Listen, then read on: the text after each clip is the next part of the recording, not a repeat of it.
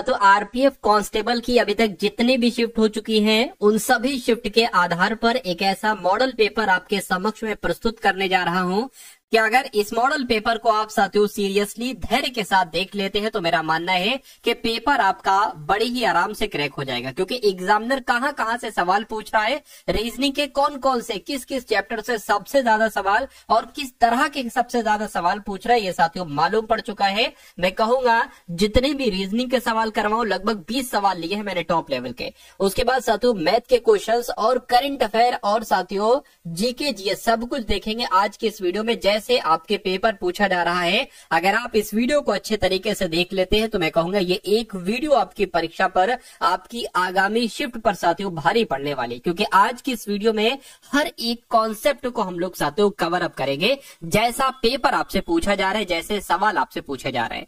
चलिए तो पहला सवाल है, कह रहे कि एक व्यक्ति पूर्व में 20 किलोमीटर चलता है और 90 डिग्री दक्षिणावर्त मुड़ जाता है।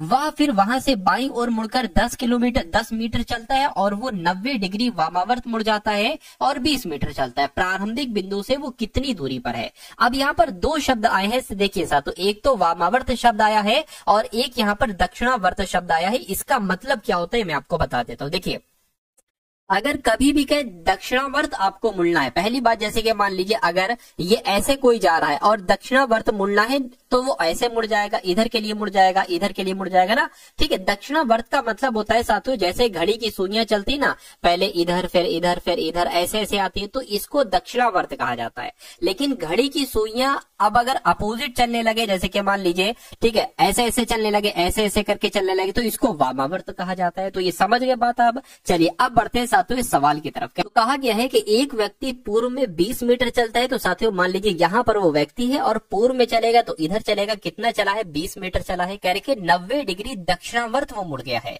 यानी कि 90 डिग्री मुड़ेगा तो इधर मुड़ेगा, 90 डिग्री मोड़ दिया और कितना चला है 20 मीटर चला है। फिर से यानी कि वह फिर वहां से बाईं ओर मुड़ता है और 10 मीटर चलता है। भाई बाईं ओर मुड़ता है यानी कि उल्टे हाथ पे मुड़ता है तो इधर मुड़ेगा और 10 मीटर चलेगा। कह रहे कि वहां 90 डिग्री वामावर्त मुड़ता है और 20 मीटर चलता है, तो यहां से वामावर्त मुड़ेगा तो साथियों इधर के लिए मुड़ेगा और 20 मीटर चलेगा, 20 मीटर चला दिया। यानी कि वह प्रारंभिक बिंदु से वह कितनी दूरी पर स्थित है। प्रारंभिक बिंदु उसकी ये है, यानी कि यहां से लेकर ये दूरी कितनी होगी, तो ये दूरी साथियों 20 हो जाएगी और ये दूरी कितनी हो जाएगी 10 हो जाएगी, तो कुल मिला के 30 मीटर की दूरी पर है, ठीक है ना। लेकिन एक और चीज पूछी जा रही है, प्रारंभिक बिंदु से वह कितनी दूरी पर और किस दिशा में है। तो प्रारंभिक बिंदु से वो किस दिशा में है, तो मैं कहूंगा पूर्व की दिशा में है। तो 30 मीटर और पूर्व कहां पर लिखा हुआ है, ऑप्शन नंबर बी में लिखा हुआ है। अगला सवाल देखिए, कह रहे कि दिए गए अन्य विकल्पों में से उस विकल्प को चुनिए जो सबसे अलग है। गाजर, आलू, प्याज या टमाटर, मुझे बताइए। देखिए अगर हम यहाँ पर साथियों बात करते हैं गाजर की, आलू की और प्याज की, तो ये साथियों जमीन के अंदर बोए जाते हैं, ठीक है ना, जमीन के अंदर उगते हैं, जमीन के अंदर उगते हैं। लेकिन अगर बात करें टमाटर, ये जमीन के ऊपर उगता है। तो कुल मिला के सबसे अलग जो होगा वो ऑप्शन नंबर डी वाला हो जाएगा। अब ये सवाल देखिए साथियों, आरपीएफ कांस्टेबल में कथन और तर्क वाले बहुत सारे सवाल पूछे जा रहे हैं। वो आपका चेक करना चाहते हैं कि आपका माइंड किस लेवल तक विकसित हो चुका है, क्या आप निर्णय ले सकते हो, एक सही निर्णय ले सकते हो या नहीं ले सकते हो। चलिए तो कथन में कहा गया है कि क्या सरकार को सभी सार्वजनिक स्थलों और कार्यस्थलों पर सीसीटीवी लगाना अनिवार्य कर देना चाहिए। मतलब जो भी साथियों सार्वजनिक स्थल है, जो कार्यस्थल है, वहां पर कैमरास वगैरह सीसीटीवी कैमरा लगाना कंपलसरी कर देना चाहिए। तो एक तो कहते हैं कि हाँ भैया कंपलसरी कर देना चाहिए। क्यों? क्योंकि इससे सार्वजनिक सुरक्षा के स्तर में वृद्धि होगी, यानी कि जो सुरक्षा है, सिक्योरिटी वो बढ़ जाएगी। इंसान अपराध करते हुए डरेगा, अगर कर भी देता है तो वो पकड़ा जाएगा। तो ये बात तो बिल्कुल सही, अच्छा तर्क है। कह रहे कि नहीं भैया कैमरे वैमरे नहीं लगाना चाहिए। क्यों? क्योंकि निजता लोगों का अधिकार है और सीसीटीवी लगाना उसमें दखल अंदाजी होगा, भैया प्राइवेटनेस खत्म हो जाएगी। इनका ये कहना ऐसा थोड़ी ना है भाई, सार्वजनिक स्थल पर लगाए जा रहे, किसी के रूम में थोड़ी ना लगाए जा रहे, तो ये तो गलत हो जाएगा। तो मैं कहूंगा तर्क एक मजबूत है। ऐसा कहां पर लिखा हुआ है? ऑप्शन नंबर ए में लिखा हुआ। अगला सवाल आपकी स्क्रीन पर है, कह रहे कि साथियों 216 है, उसके बाद 18 आ चुका है और उसके बाद 125 है, तो उससे यहाँ पर कौन सा नंबर बनेगा, ये आपसे कुल मिला के पूछा जा रहा है। बताइए। देखिए मुझे ऐसा लग रहा है कि भाई ये तो देखिए 6 का क्यूब होता है, ये जो 216 है ना, ये 6 का क्यूब है, और 125 है, ये 5 का क्यूब है। अच्छा, यहाँ पर 6 और 6 का क्यूब 3 लिखा है। अगर हम 6 की गुणा साथियों 3 से करा देते हैं तो 18 आ जाएगा। क्या अगर 5 की गुणा उसी प्रकार 3 से कराएं तो कितना आ जाएगा साथियों? देखिए, 5 की गुणा 3 से कराएंगे तो 15 आ जाएगा। अगर 15 ऑप्शन में, तो हमारा यही लॉजिक बिल्कुल सही, और मैं देख पा रहा हूँ 15 ऑप्शन नंबर बी वाले में, तो जिनका आंसर ऑप्शन नंबर बी के साथ है बिल्कुल करेक्ट है भाई, बहुत बढ़िया, वेरी गुड क्लास। अगला सवाल आपकी स्क्रीन पर कह रहे कि एक्स और वाई के पुत्र हैं। देखिए, आपकी एग्जाम की अगर बात करें ना, आरपीएफ कांस्टेबल, उसमें 35 सवाल साथियों आपसे पूछे जाएंगे, और अगर आप 35 सवालों में से 35 सवाल बिल्कुल सही करना चाहते हैं तो इस चैनल को साथियों सब्सक्राइब कर दीजिए, क्योंकि मैं आपको वो कला धीरे धीरे सिखा रहा हूं कि जिस कला के अंतर्गत साथियों 35 में से 35 सवाल बहुत आराम से किए जा सकते हैं। आपको सवालों को पढ़ना है, और जैसा जैसा सवाल कहता जा रहा है वैसे वैसे करते जाना है, आप राइट आंसर तक साथियों खुद पहुंच जाओगे। चलिए, तो कह रहे कि के पुत्र है। क्या साथियों? के का पुत्र है कौन? एक तो एक्स है, और कौन है? एक साथियों वाई है। कह रहे कि एस के पिता कौन है? एक्स है। तो एस के पिता कौन है? एक्स है, यानी कि एस के पिता कौन हो गए साथियों? ये एक्स हो गए, ठीक है। कह रहे कि वाई का एस से क्या संबंध, यानी कि एस क्या कहेगा वाई को? तो एस क्या कहेगा? भैया पिताजी के भाई हो आप, तो पिताजी के भाई को क्या कहा जाता है? चाचा कहा जाता है। तो चाचा कौन से ऑप्शन में लिखा हुआ है? ऑप्शन नंबर ए में लिखा हुआ है। अगला सवाल इसमें चेंज नहीं होगा, तो इसलिए इस कॉन्सेप्ट को साथियों आप बहुत अच्छे तरीके से याद रखेंगे, ठीक है ना। चलिए, अब बात करते हैं अगले नंबर के सवाल की। कह रहे FORMULA को URIQXIR लिखा जाता है, तो ब्रिटिश को साथियों क्या लिखा जा सकता है, मुझे बताइए। अब देखिए, यहाँ पर F 6 पर होता है, 6 से 21 हो गया, ऐसा कैसे? ओ से साथियों आर हो गया, घटा है, आर से साथियों आई हो गया, तो मुझे कुछ यहाँ पर लॉजिक समझ में नहीं आ रहा, एम से क्यों हो गया है। तो अगर हम साथियों एक काम करिए, इसको इस प्रकार से अगर लिख ले, जैसे कि FORMULA, अगर हम यहाँ पर इसको लिख लें और नीचे लिख लें ये URI, क्या URI, और साथियों Q और X और I, और उसके बाद साथियों R। अब यहाँ पर हम लॉजिक देखने की कोशिश करें कि आखिर इसमें लॉजिक क्या लगा है। देखिए, F होता है 6 पर, I होता है 9 पर, यानी कि 3 बड़ा है। O होता है 15 पर, R होता है 18 पर, यहाँ पर भी 3 बड़ा है। R होता है 18 पर, U होता है 21 पर, 3 बड़ा है, यानी कि सब में 3 प्लस किया जा रहा है। क्या इसमें भी? M 13 पर होता है, और अच्छा, ये M से यहाँ पर Q हो जाएगा, बिल्कुल Q M होता है 13 पर, Q होता है साथियों, ठीक है, 17 पर, तो यहाँ पर तो भाई प्लस 4 बड़ा है, ठीक है, कोई दिक्कत नहीं है। अच्छा, U 21 पर होता है, R कितना पर होता है? R 18 पर होता है, यहाँ पर 3 माइनस किया गया है। L 12 पर होता है, I 9 पर होता है, 3 माइनस किया गया है। A 1 पर होता है, X आपका 24 पर होता है, 3 माइनस किया गया। तो ये लॉजिक समझ में आया आपकी ना? अगर समझ में आया तो बहुत अच्छी बात है, यानी कि पहले शुरू के 3 में 3 प्लस करना है, जैसे कि यहाँ पर I है, I 9 पर होता है, 12 आ जाएगा, यानी कि L आ जाएगा। R 18 पर होता है साथियों, यहाँ पर U आ जाएगा। E 2 पर होता है, यहाँ पर साथियों ये आ जाएगा। अब इसमें जो है ना वो 4 प्लस होगा, यानी कि T 20 पर होता है, 24 पर क्या होता है साथियों? X होता है, ठीक है। अब यहाँ पर 3 घटेगा, H 8 पर होता है, 5 आ जाएगा, यानी कि साथियों E आ जाएगा, ठीक है। यहाँ पर अगर बात करें 3 घटेगा, S 19 पर होता है, 3 घटेगा, 16, यानी कि P आ जाएगा, और I 3 घटेगा तो साथियों क्या आ जाएगा? F आ जाएगा। तो कुल मिला के ये कहां पर लिखा हुआ है जरा देख कर मुझे बताइए कि साथियों LUE और XEPF, ऐसा ऑप्शन नंबर सी में लिखा हुआ है। तो जिनका आंसर ऑप्शन नंबर सी के साथ है, मैं कहूंगा आंसर आपका बिल्कुल करेक्ट हो जाएगा। अब अगला सवाल देखिए आपकी स्क्रीन पर है, यानी कि एक महिला ने एक व्यक्ति से परिचय कराते हुए कहा कि इनकी पौत्री, यानी कि उस व्यक्ति की पौत्री, यानी कि पोती कह लो, पोती मेरे भाई की माँ है, तो उस व्यक्ति का महिला से क्या संबंध होगा? महिला क्या कहेगी उस व्यक्ति को, बताइए। देखिए, मान लेते हैं जिन महिला की अगर बात चल रही है तो वो महिला साथियों ये हो जाएंगी। अब कहा क्या जा रहा है? कहा यह जा रहा है कि वो महिला कहती है, व्यक्ति से परिचय कराते हुए कहती है कि इनकी पौत्री, किनकी? उस व्यक्ति की। मान लीजिए वो व्यक्ति ये हो गया। इन व्यक्ति की पौत्री का मतलब पता है क्या? देखिए, इन व्यक्ति की पौत्री का मतलब ये है कि इनका कोई पुत्र होगा, इनका कोई पुत्र होगा, और इस पुत्र की कोई पुत्री होगी, इस पुत्र की कोई पुत्री होगी, तभी तो हो पाएगा भाई। इस व्यक्ति की साथियों क्या? इस व्यक्ति की पुत्री, पौत्री हो गई, ठीक है ना।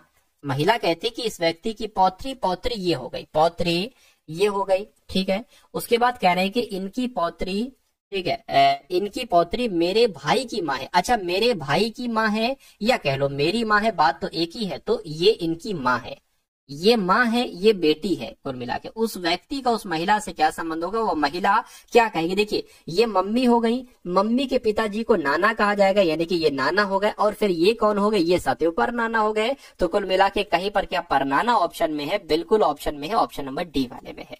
तो आंसर अगर आपका है ऑप्शन नंबर डी के साथ तो बिल्कुल करेक्ट हो जाएगा। ठीक है ना, चलिए अब उसके बाद देखिए अगला सवाल। देखिए साथियों हम लोग कुछ नहीं छोड़ेंगे, जैसा आरपीएफ में कंटेंट आपसे पूछा जा रहा है सब कुछ कवर अप करेंगे, लेकिन आपको सिर्फ और सिर्फ धैर्य की जरूरत है। अगर आप साथियों धैर्य बनाकर इस वीडियो को अंत तक देख लेते हैं, यानी कि इस वीडियो के हर एक सवाल को देख लेते हैं, तो मेरा मानना है कि आपकी तैयारी तगड़ी हो जाएगी, और जब तैयारी तगड़ी हो जाती है तो कोई दिक्कत कोई परेशानी आपको महसूस नहीं होती है।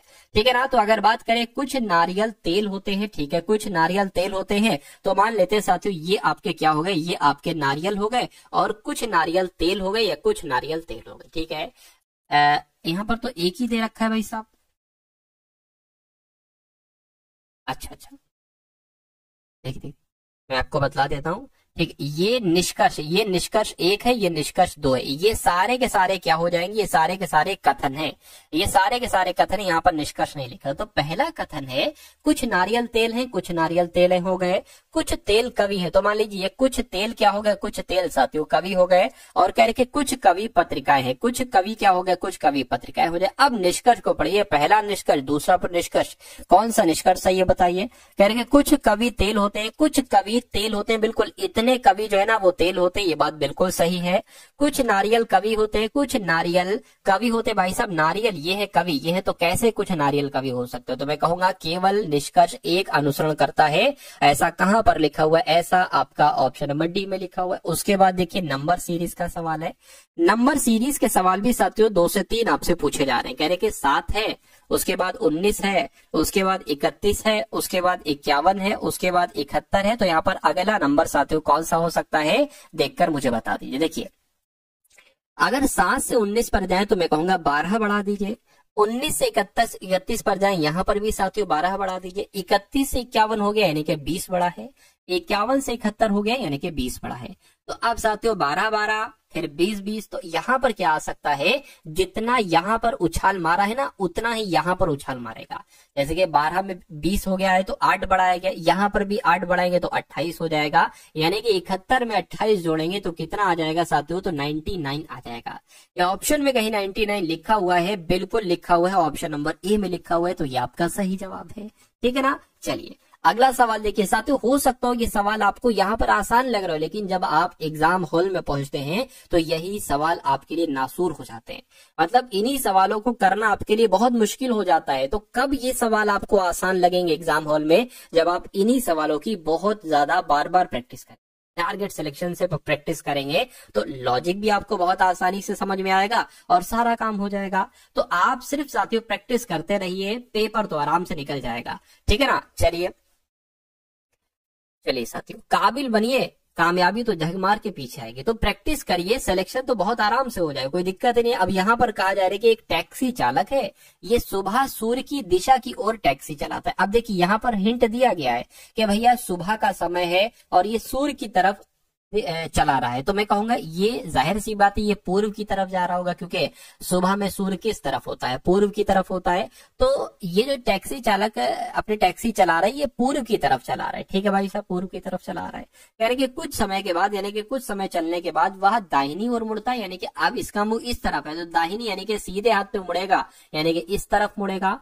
बाद में फिर वह दाहिनी और फिर से एक बार फिर से दाहिनी ओर मुड़ता है, यानी कि फिर से सीधे हाथ पे मुड़ेगा, फिर इस तरफ आ जाएगा वो। यानी कि अब टैक्सी चालक किस दिशा में जा रहा है। तो अगर बात करते हैं साथियों, ये आपकी उत्तर होती है, ये आपकी पूर्व होती है, ये आपकी पश्चिम होती है और ये आपकी दक्षिण होती है। तो किस तरफ जा रहा है, पश्चिम की तरफ जा रहा है।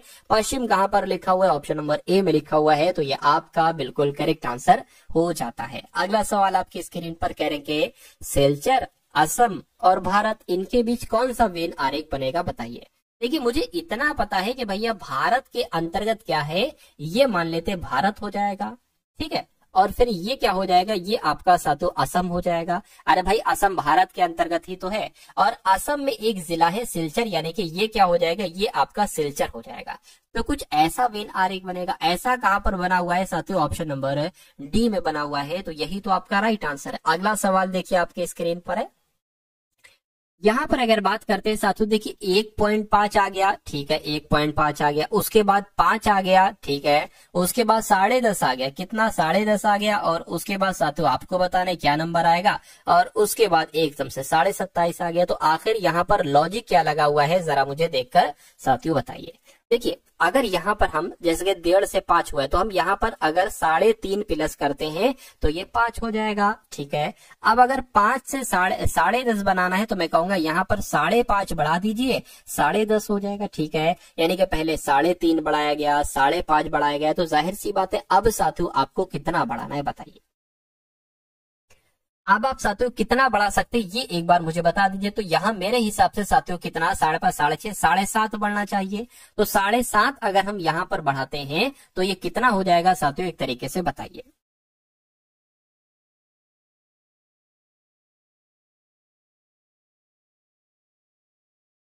चलिए, तो साथियों ये आपका 18 हो जाएगा, 18 हो जाएगा ना। अब अगर हमें ये देखना है कि हमारा आंसर सही है या नहीं सही है, तो हमें एक क्रॉस चेक करना पड़ेगा।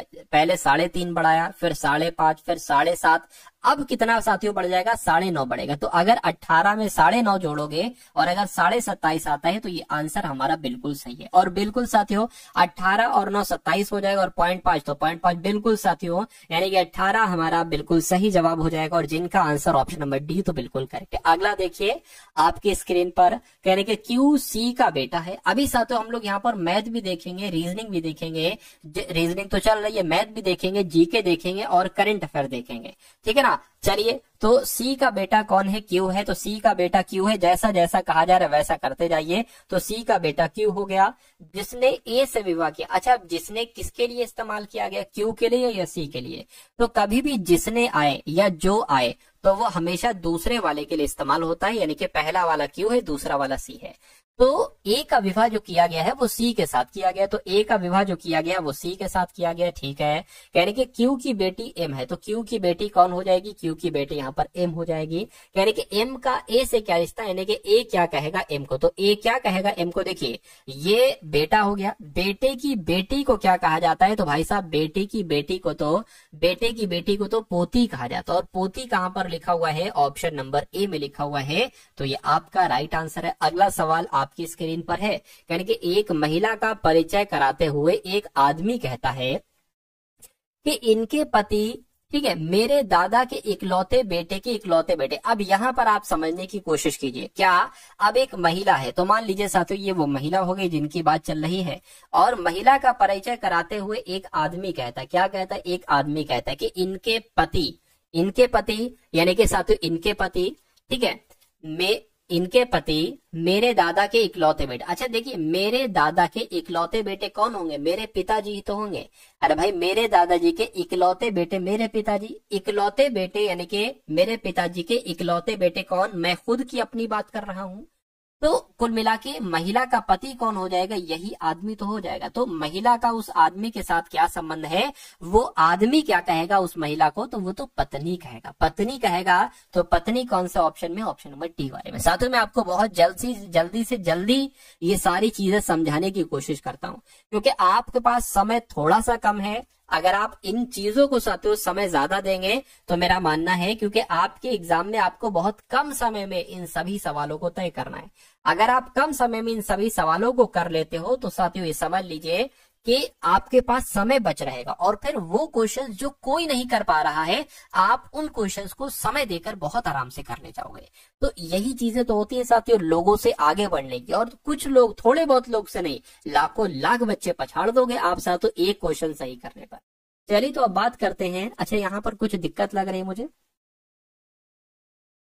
ये अधूरा क्वेश्चन है साथियों, ये अधूरा क्वेश्चन है, क्योंकि तर्क दे रखे हैं लेकिन कथन तो दे ही नहीं रखे हैं। खैर उसके बाद देख लेते हैं साथियों अगले नंबर का सवाल आपकी स्क्रीन पर। इस सवाल को देख लीजिए और मुझे बताइए कि आपका सही जवाब साथियों यहाँ पर क्या हो सकता है, क्या आपका राइट आंसर होगा। चलिए तो यहाँ पर क्या कहा गया है, यहाँ पर कहा गया है कि राजा एक लड़का है और ये उत्तर पूर्व दिशा में 10 मीटर की दूरी तय करता है।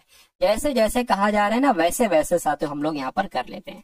तो मान लीजिए राजा की अगर बात करें साथियों, राजा यहाँ पर है और राजा उत्तर, पहले तो मैं आपको दिशाएं बता देता हूँ, पहले मैं आपको दिशाएं बता देता हूँ। देखिए ये है आपकी उत्तर दिशा, ये है आपकी पूर्व दिशा और ये है पश्चिम दिशा और ये है साथियों दक्षिण दिशा। अगर कहा जाए उत्तर पूर्व दिशा में जाता है तो उत्तर पूर्व दिशा में यानी कि इस तरफ वो जाएगा। ये बात क्लियर है? कहिए बिल्कुल क्लियर है। तो मान लीजिए अभी राजा यहाँ पर है, उत्तर पूर्व में जाता है तो वो साथियों इस तरफ जाता है 10 मीटर की दूरी पर। ठीक है, ठीक है।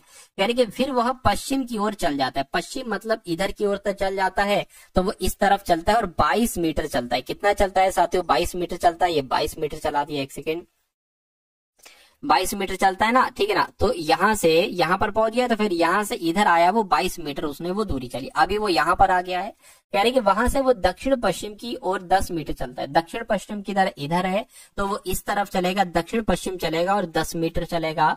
ठीक है, कह रहे कि वह फिर 5 मीटर की दूरी पूर्व की ओर तय करता है। 5 मीटर की दूरी पूर्व, देखिए पूर्व इधर है ना तो वो इधर जाएगा, 5 मीटर की दूरी पूर्व की तरफ उसने तय की। ठीक है भाई साहब, उसके बाद कह रहे कि वहां से वह दक्षिण पश्चिम की ओर 3 मीटर चलता है। दक्षिण पश्चिम किधर है? दक्षिण पश्चिम इधर है, मतलब यहाँ से इधर को जाता है और 3 मीटर चलता है। ठीक है, कह रहे कि फिर से वह 5 मीटर, ठीक है, 5 मीटर की दूरी तक पूर्व की ओर जाता है। 5 मीटर की दूरी तक पूर्व की ओर जाता है यानी कि इधर को जाता है 5 मीटर तक। अब वो यहाँ पर आ चुका है यानी, और फिर उत्तर पूर्व की ओर 3 मीटर चलता है। उत्तर पूर्व की ओर 3 मीटर चलता है यानी कि यहाँ तक चलेगा तो अब वो यहाँ पर आ जाएगा। यानी कि और उस स्थान पर रुकता है, वह अपने प्रारंभिक स्थान से कितनी दूरी पर है। प्रारंभिक स्थान उसका ये था, अभी वो यहाँ पर है यानी कि ये दूरी कितनी होगी कुल मिला के, ये आपसे पूछी जा रही है, मुझे बताइए। देखिए अगर ये दूरी पूरी 22 है तो कहीं ना कहीं यहां से लेकर यहां तक भी दूरी 22 होगी। अच्छा 22 में ये 5 है और ये कितना है? 5 है। यानी कि साथियों 22 में से अगर 5 + 5 10 दूरी तय कर लेता है तो कितनी दूरी बचती है साथियों? 12 मीटर की दूरी बचती है। तो ये दूरी जो होगी वो साथियों 12 मीटर हो जाएगी। 12 मीटर कौन से ऑप्शन में है? ऑप्शन नंबर बी वाले में है। बहुत बढ़िया, वेरी गुड क्लास।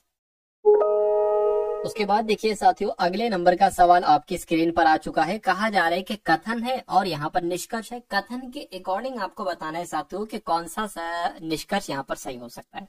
साथियों आपके एग्जाम में जिन जिन चैप्टर से ज्यादा सवाल पूछे जा रहे हैं उन चैप्टर्स को खास तौर से साथियों यहाँ पर कवर किया गया है। अब कथन में कहा जा रहा है साथियों कि हर गीत संगीत है, तो हर गीत संगीत है तो मान लीजिए साथियों ये आपका संगीत हो गया, ये आपका क्या हो गया? ये संगीत हो गया।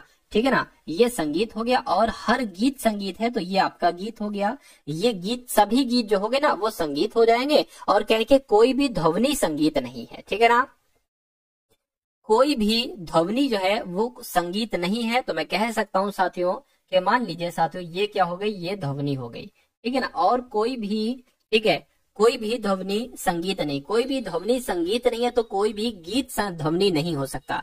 अब यहाँ पर अगर साथियों बात करें कह के कुछ गीत ध्वनि है, कुछ गीत ध्वनि कैसे हो सकते हैं भाई? जब कोई संगीत ध्वनि नहीं हो सकता, कोई ध्वनि संगीत नहीं हो सकती तो कोई गीत ध्वनि कैसे हो सकता है? गलत हो जाएगा। कोई भी ध्वनि गीत है, कोई भी ध्वनि गीत है, कोई भी ध्वनि गीत है, कैसे हो जाएगा भाई? कुछ गीत ध्वनि है कह रहे कि कोई भी ध्वनि गीत है, दोनों ही गलत हो जाएंगे। यानी कि ना तो निष्कर्ष 1 ना ही निष्कर्ष 2 अनुसरण करता है। अगला सवाल आपकी स्क्रीन पर, अब ये बहुत शानदार सवाल है।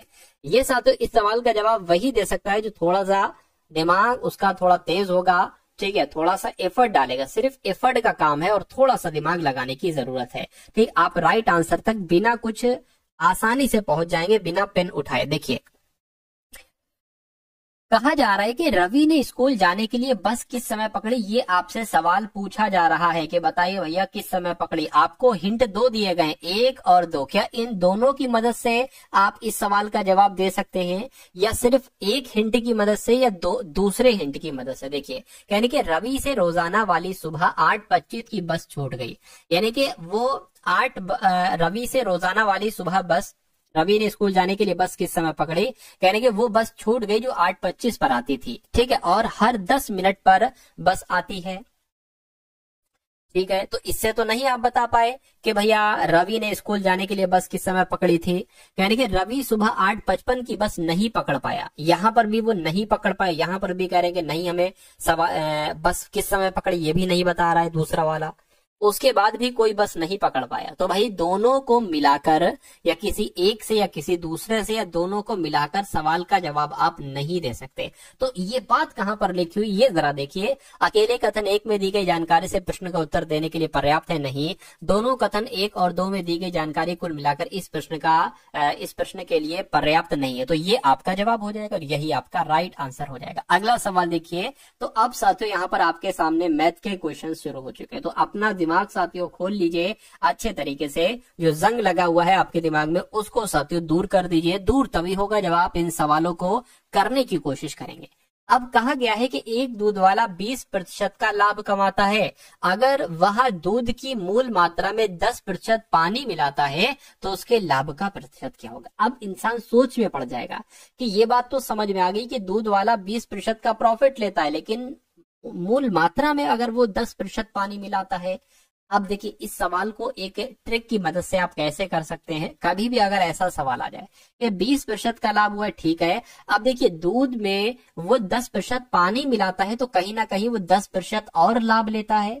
ठीक है, पहले उसने 20% लाभ लिया नॉर्मल सा, फिर उसने 10% पानी मिलाया तो 10% उसने और लाभ लिया, तो कहने कि उसका कुल लाभ कितना हो जाएगा। तो वही सूत्र लगा दीजिए, x + y + x × y upon 100। यानी कि ये पहला लाभ, ये दूसरा लाभ, ये पहला लाभ, ये दूसरा लाभ। तो पहला लाभ 20 है, 20 प्लस दूसरा लाभ 10 है, 10 प्लस 20 गुणा 10 और अपॉन कितना हो जाएगा 100 हो जाएगा। 0 से साथ दोनों 0 कैंसिल हो जाएंगे, ये 30 हो जाएगा, 30 और ये क्या हो जाएगा 2, यानी कि कुल मिला के उसको 32% का प्रॉफिट होगा। ऐसा कहां पर लिखा हुआ है, ऐसा आपका ऑप्शन नंबर डी में लिखा हुआ है। अगला सवाल आपकी स्क्रीन पर देखिए। अगर ये सवाल साथियों आपसे पूछ लिया जाए तो आप इस सवाल को कैसे करेंगे, पहले मैं इसको आपको सही तरीके से लिखकर समझाता हूं। देखिए ये 1/1 × 2 है, तो 1/1 × 2 ये लिख दिया मैंने, ठीक है, फिर प्लस लगा हुआ है, फिर 1/2 × 3 लिखा हुआ है, ठीक है, फिर प्लस लगा हुआ है, फिर 1/3 × 4 लिखा हुआ है, फिर प्लस लगा हुआ है, और ऐसे ये क्रम चलता रहता है।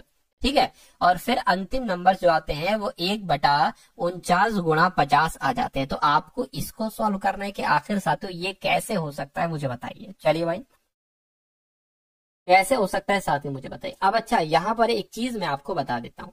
कभी भी अगर आप अपने सवाल में ये चीज देखना, क्या चीज, कि भाई 1/1 × 2 प्लस 2 × 3 फिर 3 × 4, मतलब सीरियल वाइज नंबर है। 1 × 2, 2 × 3, 3 × 4, फिर ऐसे ही 4 × 5, फिर 5 × 6, फिर 49 × 50, ऐसे नंबर हो तो आप इसको पता क्या करते हैं साथियों, ये मैं आपको यहाँ पर बतला देता हूँ। आप यहाँ पर साथियों लिखेंगे 1, क्या लिखेंगे साथियों, यहाँ पर 1 लिखेंगे।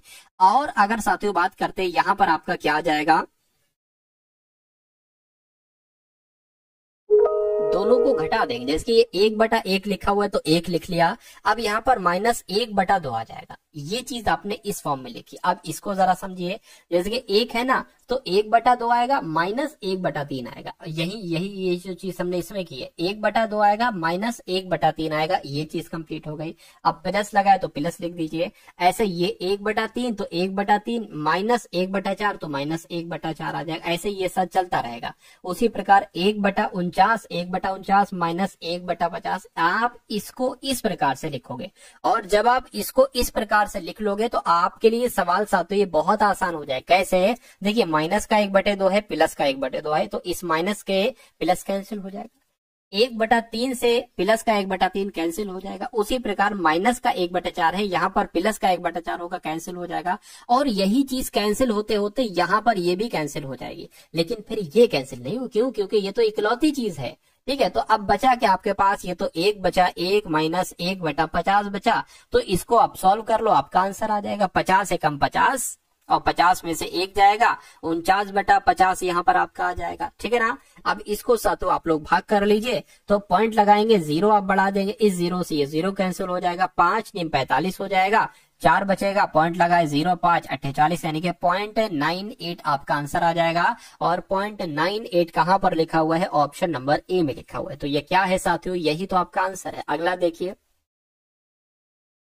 अगले सवाल की अगर बात करें कि एक समकोण प्रिज्म जिसकी पार्श्व पृष्ठ का क्षेत्रफल 143 वर्ग सेंटीमीटर है, ठीक है, और तल की परिधि 13 सेंटीमीटर है, तो उसकी ऊंचाई बताइए। देखिए एक सूत्र होता है प्रिज्म का, यहाँ पर लिखा हुआ है प्रिज्म, ठीक है, प्रिज्म का पार्श्व पृष्ठीय क्षेत्रफल, प्रिज्म का पार्श्व पृष्ठ का क्षेत्रफल का एक सूत्र होता है पार्श्व, ठीक है, पार्श्व पृष्ठीय क्षेत्रफल। इसकी अगर बात करें तो इसका सूत्र जो होता है वो आधार का परिमाप होता है। क्या? आधार का परिमाप, आधार का परिमाप गुणा ऊंचाई। क्या साथियों? आधार का परिमाप गुणा ऊंचाई हो जाएगा। अच्छा, आधार का परिमाप कितना, एक तरीके से अगर बात करें 13 दे रखा है, तो आधार का परिमाप 13 दे रखा है और इसका क्षेत्रफल तो 143 दे रखा है, और गुणा ऊंचाई आपका ये आ जाएगा, और ऊंचाई ही यहाँ पर आपसे पूछी जा रही है। देखिए ऊंचाई याद कीजिए, तो ये 13 से हिसाब, तो यहाँ पर आ जाएगा 143 बटे 13 आ गया, और ये ऊंचाई आपको यहाँ पर ज्ञात करना है, ठीक है ना। तो 13 एकम 13, 13 एकम 13, 13 एकम 13, तो ऊंचाई कितनी आ गई साथियों? 11 आ गई, यानी कि 11 सेंटीमीटर आपकी ऊंचाई आ जाएगी, और यही आपका राइट आंसर हो जाता है।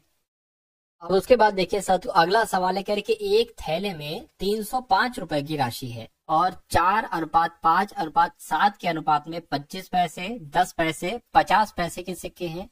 यानी कि साथियों जो 25 पैसे के सिक्के हैं अगर वो 4 हैं, और 10 पैसे के सिक्के 5 है, और 50 पैसे के सिक्के 7 है, इसका मतलब ये है।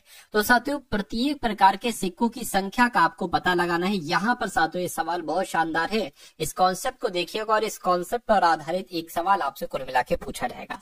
तो कभी भी साथियों ऐसा सवाल पूछा जाए तो आपको ध्यान रखना है कि 25 पैसे, 10 पैसे, 50 पैसे, ठीक है ना, के सिक्कों की संख्या कितनी हो जाएगी साथियों? 4x अनुपात 5x और अनुपात साथियों 7x हो जाएगी, ठीक है ना। अब यहाँ पर साथियों हमने लिखा ये अनुपात यानी कि 4x, और ये 25 पैसे, 25 पैसे की अगर बात करें तो ये कितना हम साथियों लिख सकते हैं कि 25/100 लिख सकते हैं, 25/100 लिख सकते हैं, क्योंकि 25 पैसे 1/4 होते हैं, तो ये 1/4 ही बन जाएंगे। और फिर प्लस लगा दिए, फिर दूसरा अनुपात लिख दिया 5x, और ये कितना है साथियों 10 पैसे है, 10 पैसे का मतलब 1/10 हो जाएगा। या अगर आप नहीं समझ पाते तो पहले मैं ऐसा कर देता, मतलब पैसों के सामने क्या रख देना, आपको बटे में 100 लगा देना है। उसी प्रकार 7x गुणा आपका क्या हो जाएगा, 7x गुणा 50 पैसे यानी कि 1/2, तो 50/100 आ जाएगा, निकलेगा 1/2 ही। देखिए अब 25 एकम 25, ये 4 आ जाएगा, इस 0 से ये 0 कैंसिल हो जाएगा, 5 एकम 5, 5 दूना 10 हो जाएगा, तो इस 4 से ये 4 कैंसिल हो जाएगा, इधर बचेगा सिर्फ x, और इधर क्या बचेगा साथियों, इधर आपका x/2 बचेगा, और इधर आपका क्या बचेगा 50 एकम 50 और 7x/2 बच जाएगा। तो कुल मिला के इसको आप कैलकुलेट कर लीजिए। देखिए 2 और 2 यहाँ पर साथियों सेम है, तो 2 आ जाएगा, x प्लस 7x ये 8x आपका हो जाएगा, और प्लस आपका x हो जाएगा। इसको कैलकुलेट करेंगे तो 2 की गुणा 1 से करेंगे तो साथियों 2x आ जाएगा, प्लस आपका 8x आ जाएगा, और बटे क्या आ जाएगा, बटे 2 आ जाएगा। अच्छा एक चीज बताना मैं भूल गया, ये पता किसके बराबर है, ये सब जो अनुपात और पैसे आपने सब ये जोड़े हैं ये 305 के बराबर है, तो ये 305 यहाँ तक चलेगा, इसमें भी 305 आएगा, इसमें भी 305 आएगा, और बराबर 305 इसमें भी आएगा। तो अब आप साथियों इसको अगर कैलकुलेट करेंगे तो 305 610 हो जाएगा, यानी कि 610 कितने के बराबर हो जाएगा, 8x और 2x यानी कि 10x के बराबर हो जाएगा। इस 10 से ये कटेगा तो x बराबर साथियों 61 आपका बचाएगा। तो कुल मिला के आपसे क्या कहा जा रहा था कि प्रत्येक प्रकार के सिक्कों की संख्या क्या होगी। तो प्रत्येक प्रकार के सिक्कों की संख्या की अगर बात करें, अब देखिए x बराबर 61 है, तो 4x की वैल्यू साथियों कितनी हो जाएगी, क्या यानी कि 4 की गुणा 61 से कराओ तो 4 एकम 4 और 4 छंग 24 यानी कि 200, ठीक है 240 हो जाएगी 4x की वैल्यू, ठीक है। उसी प्रकार 240 नहीं बल्कि 244 हो जाएगी, ठीक है। अरे भाई 4 से इसकी गुणा करा दो, 4 एकम 4, 4 छंग 24, 244 हो गई। और 5x से अगर बात करें तो 5 एकम 5 और 5 छंग 30, 305 हो गई। और 7 से अगर करें तो 7 एकम 7, 7 छंग 42, 427 होगी। तो ये कहाँ पर लिखा हुआ है, ये ऑप्शन नंबर डी में लिखा हुआ है। तो समझ गए ये सवाल कैसे किया और कैसे इसका सातों सोल्यूशन आपके सामने था। अब उसके बाद देखिए ब्रैकेट में 8 गुणा 9 प्लस 3 गुणा 12 प्लस 3, और बटे में क्या है, बटे में है साथियों 12 गुणा 3 प्लस 81/9। देखिए 8 नीम कितना हो जाएगा, 8 नीम आपका 72 हो जाएगा, प्लस 12 3 कितना हो जाएगा 36 हो जाएगा, ठीक है। प्लस आपका 3 आ जाएगा, बटा लगाए, बटा लगा लिए, 12 3 कितना हो जाएगा 36 प्लस 81/9 है, तो 9 से कट करेंगे, 9 81 यानी कि 9 आ जाएगा। तो इसको साथियों आप कैलकुलेट कर लीजिए। इसको कैलकुलेट कर लीजिए साथियों, ये 39 और 72, 39 72 कितने होते हैं, 39 72 आपके साथियों कितने हो जाएंगे, 111 हो जाएंगे। और 111, ठीक है, 111 यहाँ पर साथियों आ जाएगा, बटे में क्या है, बटे में आपके 36 46 यानी कि आपका 45 यहाँ पर आ जाएगा। तो इसको आपको कैलकुलेट करना है, बाकी आपको कुछ नहीं करना है। चलिए तो साथियों 45 से 45 दूना कितना हो जाएगा, 90 हो जाएगा। कितना बचेगा, 100, ठीक है, और मतलब 21 बच जाएगा, पॉइंट लगेगा यहाँ पर और 0 बढ़ जाएगा। अब इसको कट करिए, देखिए ये मेरे हिसाब से चौक 4 टाइम में आएगा, ठीक है, यानी कि करेंगे तो कितना हो जाएगा, 180 हो जाएगा। कितना बचेगा, 30 बच जाएगा, ठीक है। तो 2.4 करके कहां पर लिखा हुआ है, 2.4 करके सिर्फ और सिर्फ ऑप्शन नंबर डी में लिखा हुआ है। तो ये क्या होगा साथियों, ये आपका बिल्कुल करेक्ट आंसर हो जाएगा। अगले नंबर का सवाल आपकी स्क्रीन पर है साथियों, देखिए और बताइए सही जवाब आपका क्या होगा। देखिए करेंगे 10,000 रुपए के मूलधन पर 12 प्रतिवर्ष के हिसाब से 6 महीने की अवधि के लिए कुल रकम ज्ञात करें जो त्रैमासिक रूप से संयोजित होती है। देखिए अगर कभी भी सवाल में त्रैमासिक रूप से संयोजित होती है ऐसा कह दिया जाए और ये कह दिया जाए 6 महीने की अवधि के लिए है, तो कुल मिला के आपको 2 काम करना होते हैं। देखिए त्रैमासिक अगर कहा जाए तो वैसे तो नॉर्मली दर यहाँ पर कितनी है, 12% है, 12% साथियों दर है। लेकिन अगर त्रैमासिक कहा दी जाए तो साथियों इस 12 की गुणा आपको 4 से करा देना है, क्योंकि एक तरीके से बात करें 4 कम 4, 4 तिया 12 हो गया, तो 3% की साथियों तीन तिमाहियां आ जाएंगी। कितनी आ जाएंगी साथियों, एक तरीके से 3 तिमाहियां आ जाएंगी, तो दर आपकी 3% हो जाएगी। अब समय की हम लोग बात कर लेते हैं। समय साथियों कितना बताया गया है, समय की अगर यहाँ पर बात करें तो 6 महीने की अवधि के लिए, तो 1 साल की अगर बात करें तो 2 6 महीने आ जाएंगे, तो साथियों यहाँ पर आपका 2 आ जाएंगी, ठीक है ना। समय की अगर बात करें 2, ठीक 2 आ जाएगा। तो कुल मिला के वही वाला सूत्र आप लगा दी, a बराबर p 1 प्लस r अपॉन 100 की पावर t।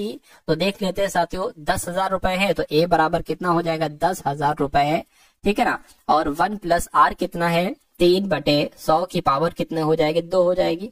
103 बटा क्या, 103 बटा 100 हो जाएगा, और पावर लगी 2 तो फिर से 103 बटा 100 हो जाएगा।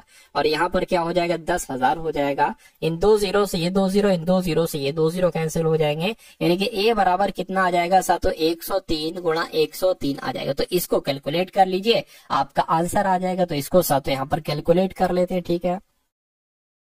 103 की गुणा 103 से करके 3 3 9 हो गया, 0 आ गया, 3 कम 3 आ गया, ठीक है, 0 0 और 0 आ गया, ठीक है। उसी प्रकार 3 0 1 आ गया, इसको जोड़ लीजिए, 9 आ जाएगा, 0 आ जाएगा, 6 आ जाएगा, 0 आ जाएगा, 1, यानी कि साथियों 10,000 क्या, 10,609 आपका आंसर आ जाएगा। तो 10,609 कौन से ऑप्शन में है साथियों, ऑप्शन नंबर बी वाले में। तो जिनका आंसर यहाँ पर ऑप्शन नंबर बी के साथ है, मैं कहूंगा आंसर आपका बिल्कुल करेक्ट हो जाएगा। भाई बहुत बढ़िया, वेरी गुड क्लास। साथियों बस 1-2 सवाल और बाकी हैं, उसके बाद हम लोग जीके के क्वेश्चंस को यहाँ पर देख लेंगे, ठीक है। तो यहाँ पर कहा गया है कि वैगई एक्सप्रेस की तुलना में वृंदावन एक्सप्रेस है, ठीक है, 40 मिनट, क्या साथियों ये कुछ नहीं है, वोल्ट 40 मिनट तेजी से P और Q स्टेशन के बीच की दूरी तय करती है। यानी कि स्टेशन है मान लीजिए ये और ये, यानी कि P स्टेशन ये हो जाएगा, Q स्टेशन ये हो जाएगा। तो जो वैगई एक्सप्रेस है, वैगई एक्सप्रेस की तुलना में जो वृंदावन एक्सप्रेस है ना, ये 40 मिनट तेजी से इसकी दूरी तय कर लेती है, ये कहा गया है। कह रहे कि दूरी का पता लगाइए, दूरी इन दोनों के बीच कितनी है। और अगर वृंदावन एक्सप्रेस की औसत रफ्तार, ठीक है, वृंदावन की अगर बात करें तो वृंदावन की स्पीड जो है वो 80 किलोमीटर प्रति घंटा है। और वैगई एक्सप्रेस की चाल कितनी है साथियों, अगर बात करें वैगई की, क्या अगर वैगई की स्पीड की यहाँ पर अगर बात करें तो 30 किलोमीटर प्रति घंटा इसकी चाल है। तो दूरी आपसे पूछी जा रही है, क्या पूछी जा रही है, दूरी आपसे पूछी जा रही है। मान लीजिए दूरी हम क्या मान लेते हैं, दूरी हम साथियों यहाँ पर डी मान लेते हैं, ठीक है, दूरी हम डी मान लेते हैं। तो दोनों के बीच एक तरीके से समय कितना दे रखा है, ठीक है, समय अंतर कितना दे रखा है, 40 का दे रखा है समय अंतर, ठीक है। इसको अगर घंटे में बदलोगे तो साथियों 40/60 हो जाएगी, घंटे में आ जाएगा, ठीक है। इतनी बात क्लियर है। देखिए ये समय आपको ज्ञात है, ये मान लीजिए दूरी हो जाएगी और ये चाल हो जाएगी, ये साथियों वैगई की चाल हो जाएगी, ये समय आ गया एक तरीके से। और ये दूसरे की दूरी हो जाएगी, यहाँ पर 80 आ जाएगा, ये वृंदावन का समय हो जाएगा। तो दोनों समय को घटाओगे तो 40 मिनट आएगा, यानी कि घंटे में 40/60 आएगा। ये बात क्लियर है। अब इसको साथियों आप कैलकुलेट कर लीजिए, 80D और 30D, ठीक है। और नीचे क्या आ जाएगा, 8 कमा 8 16 8 3 24 यानी कि 2400 नीचे आ जाएगा। ऊपर क्या आ जाएगा, 80D माइनस 30D यहाँ पर आ जाएगा। और ये 4/6 आ जाएगा, 0 0 कैंसिल कर लेंगे। अब यहाँ पर थोड़ा सा अगर हम साथियों जगह मांगे तो इसको हमें ऊपर कर देना होगा। यहाँ पर थोड़ी सी जगह मिल गई। अब देखिए ये 80D में से 30D जाएगा तो कितना बचेगा साथियों, 50D बच जाएगा। बिल्कुल 50D और बराबर की अगर बात करें तो साथियों 4 गुणा 2400 और बटे में 6 आ जाएगा। 6 कम 6 6 चौक 24 400 आ गया। तो कुल मिला के अगर 50 से कट करें ना इसको साथियों तो कितना आ जाएगा, देखिए इस 0 से ये 0 50 8 यानी कि D बराबर कितना निकला साथियों, D बराबर आपका कितना निकल आएगा, 6 चौक 24 400 हो गया ये। और एक सेकंड, कुछ दिक्कत तो नहीं हो रही है, देखिए जरा, ये 50D आ जाएगा। ठीक है, 4/6 ठीक है, 6 चौक 24 ठीक है, ठीक है। और इसकी अगर बात करें, एक काम करिए यहाँ पर लिख लीजिए, ठीक है, 400 4 चौक 16 ठीक है, 1600 आपका ये आ गया। और 50 इधर आ जाएगा, 0 से 0 कैंसिल होगा, 5 3 15 हो जाएगा। और 5 3 15 हो जाएगा, 5 दूना 10 हो जाएगा। तो D बराबर साथियों 32 आया। तो कुल मिला के D हमें ज्ञात करना थी, यानी कि इसकी दूरी कितने किलोमीटर होगी, 32 किलोमीटर की दूरी होगी। ये कुछ नहीं था, इधर कुछ नहीं, ठीक है। 32 किलोमीटर कहां पर लिखा हुआ है साथियों, ऑप्शन नंबर D में लिखा हुआ है। D नहीं बल्कि C में लिखा हुआ है। तो जिनका भी आंसर ऑप्शन नंबर C के साथ है उन सभी का आंसर सही है। अगला सवाल और लास्ट सवाल, इसके बाद हम लोग साथियों देख लेंगे, क्वेश्चंस देख लेंगे, बहुत इंपॉर्टेंट, ठीक है ना। चलिए,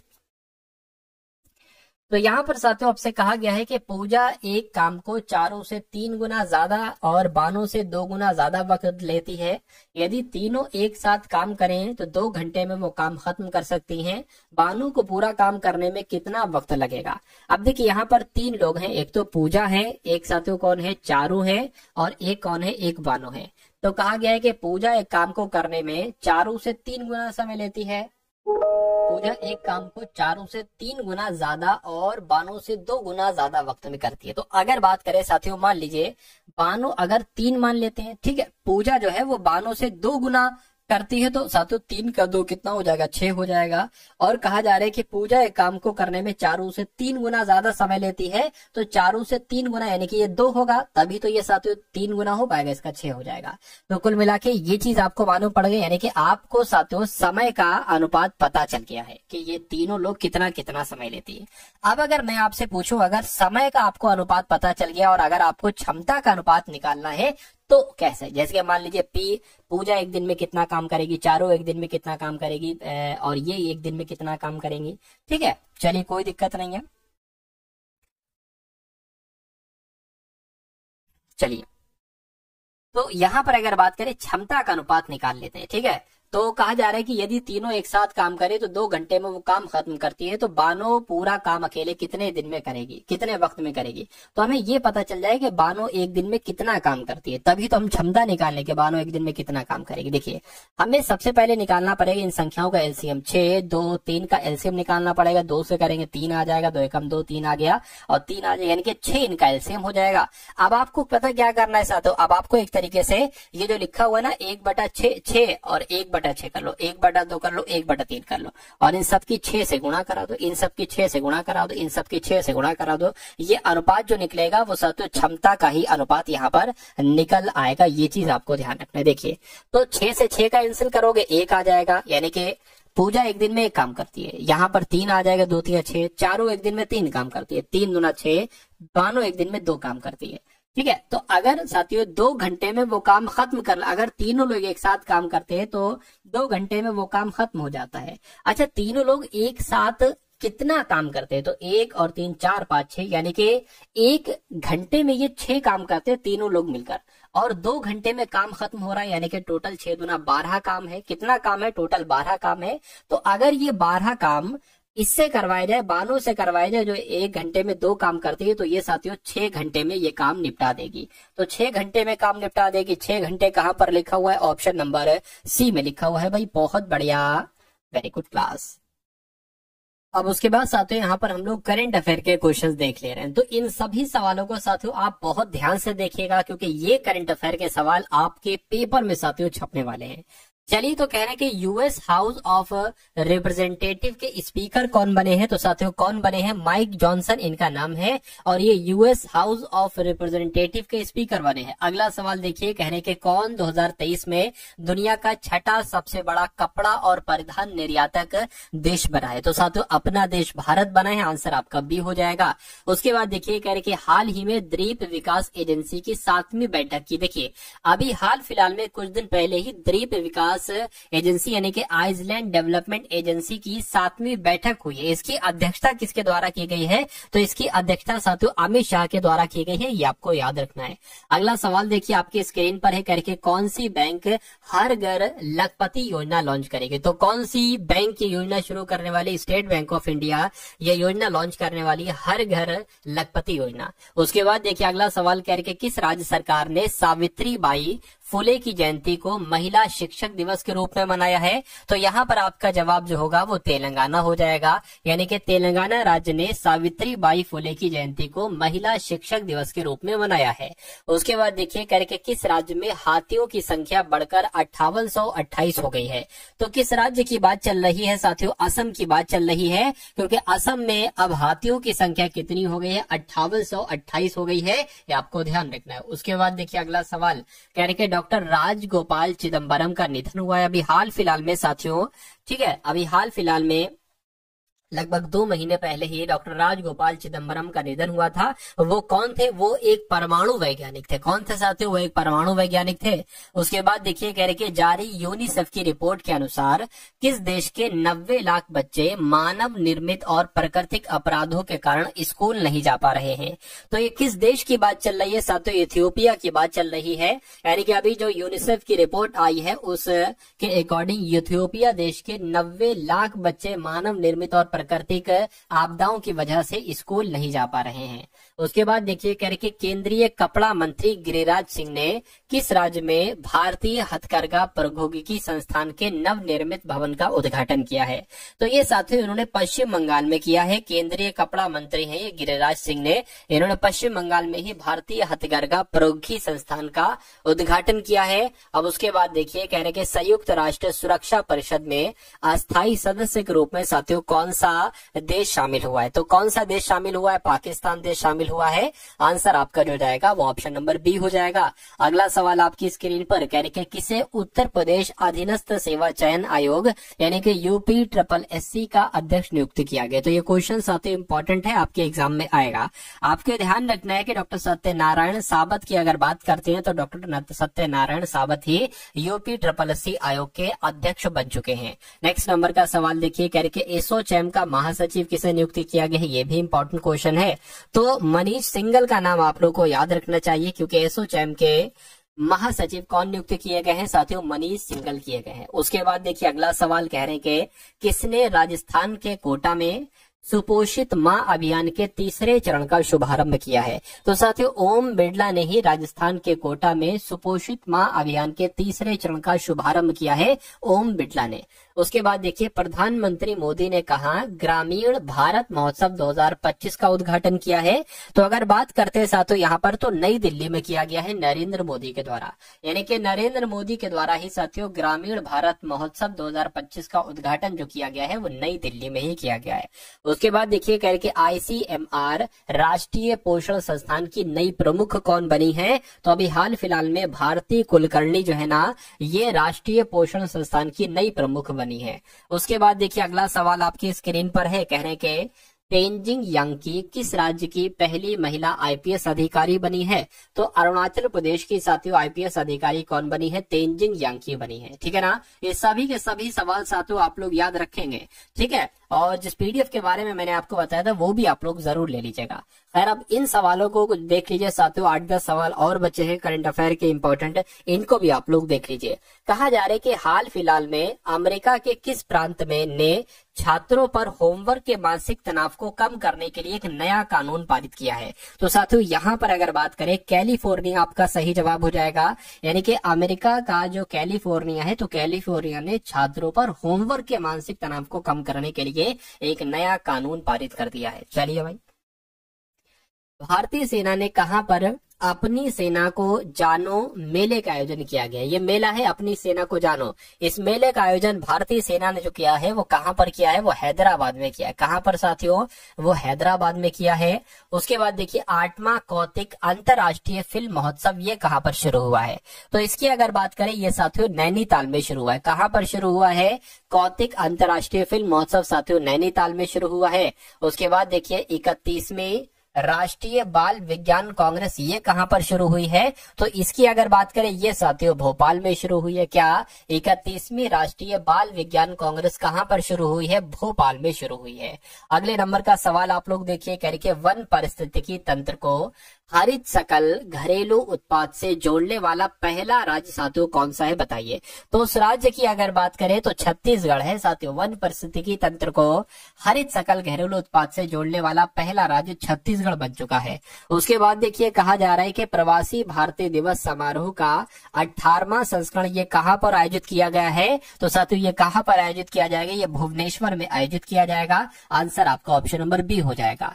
उसके बाद देखिए ब्लिंकिट ने किस शहर में 10 मिनट में एम्बुलेंस सेवा शुरू की है? तो ये गुरुग्राम में शुरू की गई है ब्लिंकिट के द्वारा। ब्लिंकिट ने गुरुग्राम में 10 मिनट में एम्बुलेंस सेवा शुरू की है। ये आप सभी लोगों को साथियों मालूम होना चाहिए। अगला सवाल देखिए, चलिए भाई सवाल की अगर बात करें के रिपोर्ट के अनुसार, एक हाल फिलहाल में जारी रिपोर्ट के अनुसार भारत में 2024 में वाहनों की खुदरा बिक्री में कितने प्रतिशत की वृद्धि हुई है? तो साथियों कितने प्रतिशत की वृद्धि हुई है ये आपसे यहाँ पर पूछा जा रहा है। तो 9% की वृद्धि हुई है। ये भी इंपॉर्टेंट क्वेश्चन है, आप लोगों को याद रखना चाहिए। अगला देखिए, कह रहे कि आरिफ मोहम्मद खान ने किस राज्य के 42वें राज्यपाल के रूप में शपथ ली है? तो जो आरिफ मोहम्मद खान है ये साथियों बिहार के राज्यपाल बन चुके, 42वें राज्यपाल बन चुके हैं आरिफ मोहम्मद खान। ठीक है। उसके बाद देखिए कह रहे कि उत्तर प्रदेश का प्रमुख गृह सचिव किसे नियुक्त किया गया है? तो उत्तर प्रदेश का प्रमुख गृह सचिव साथियों संजय प्रसाद को नियुक्त किया गया। किसको? संजय प्रसाद को नियुक्त किया गया। उसके बाद देखिए कह रहे कि भारत ने किस देश के साथ सीमा पर 9 किलोमीटर से अधिक की बाड़ लगाने का काम पूरा कर लिया है? तो अगर बात करें साथियों म्यांमार आपका यहाँ पर सही जवाब हो जाएगा। उसके बाद देखिए साथियों अगले नंबर का सवाल आपके स्क्रीन पर आ चुका है। इस सवाल को अगर बात करें तो हाल ही में देश का पहला census of coastal and weather birds आयोजित किया गया। तो ये साथियों ये कहां पर आयोजित किया गया है आपसे पूछा जा रहा है। तो ये जामनगर में आयोजित किया गया। क्या? देश का पहला census of coastal and weather birds से कहां पर आयोजित किया गया है? तो जामनगर में आयोजित किया गया। वित्त मंत्रालय ने कितने देशों की डिजिटल प्लेटों पर एंटी डंपिंग ड्यूटी लगाई है? तो साथियों 5 यहाँ पर आपका सही जवाब हो जाएगा। इनके 5 देशों की डिजिटल प्लेटों पर एंटी डंपिंग ड्यूटी लगाई है। अगला देखिए कह रहे कि अजय कुमार भल्ला ने किस राज्य के राज्यपाल के रूप में शपथ ली है? बताइए। तो ये साथियों मणिपुर के राज्यपाल बने, यानी कि अजय कुमार भल्ला कहाँ के राज्यपाल बने हैं साथियों? ये मणिपुर के राज्यपाल बने हैं। उसके बाद देखिए अगला सवाल आपकी स्क्रीन पर कह रहे कि पियरे सिल्वन फिली ऑजेट का निधन हुआ है, वो कौन है? तो ये एक संस्कृत के विद्वान है। कौन है साथियों? ये एक संस्कृत के विद्वान है, ये भी आपको याद रखना है। कह रहे कि डीआरडीओ की स्थापना दिवस कब मनाई जाती है? तो ये 1 जनवरी को डीआरडीओ अपना स्थापना दिवस मनाता है, डिफेंस रिसर्च डेवलपमेंट ऑर्गेनाइजेशन। उसके बाद देखिए कह रहे कि कहाँ के वैज्ञानिकों ने गन्ने के रस का पाउडर तैयार किया है? तो कहाँ के वैज्ञानिकों ने साथियों? कोयम्बटूर के वैज्ञानिकों ने। तो कोयम्बटूर के वैज्ञानिकों ने गन्ने का रस का पाउडर साथियों तैयार किया है। ये भी आपको ध्यान रखना है और ये इंपॉर्टेंट क्वेश्चन आपके लिए है। उसके बाद देखिए अगला सवाल आपके स्क्रीन पर है, कह रहे कि भोपाल गैस त्रासदी के 40 वर्ष बाद जहरीले कचरे को कहां पहुंचाया गया है? तो जो उसका जहरीला कचरा था साथियों वो कहां पहुंचाया गया है ये आपसे पूछा जा रहा है। तो आप लोगों को ध्यान रखना है साथियों यहाँ पर के धार में पहुंचाया गया। एक जगह है जिसका नाम है धार, वहां पर साथियों भोपाल गैस त्रासदी के 40 वर्ष पूरे होने के बाद जहरीले कचरे को साथियों पहुंचा दिया गया है। अगला देखिए कह रहे कि किस राज्य के वन विभाग ने महाभारत पर आधारित एक उद्यान विकसित किया है? तो यहाँ पर अगर बात करें साथियों उत्तराखंड आपका सही जवाब हो जाएगा। यानी कि उत्तराखंड राज्य के वन विभाग ने महाभारत पर आधारित एक उद्यान विकसित किया है। उसके बाद देखिए किस देश में साइबर हमले के कारण वेबसाइट्स की सेवा बाधित कर दी गई है? वेबसाइट की एक तरीके से कहीं ना कहीं बैन लग गया है। तो ये आपसे अगर सवाल पूछ लिया जाए तो जापान आपको बता देना है। तो जापान देश में साइबर हमले की वजह से वेबसाइट्स की सेवा बाधित कर दी गई है। अगला सवाल कह रहे कि अरुण राय का निधन हुआ है अभी हाल फिलहाल में, तो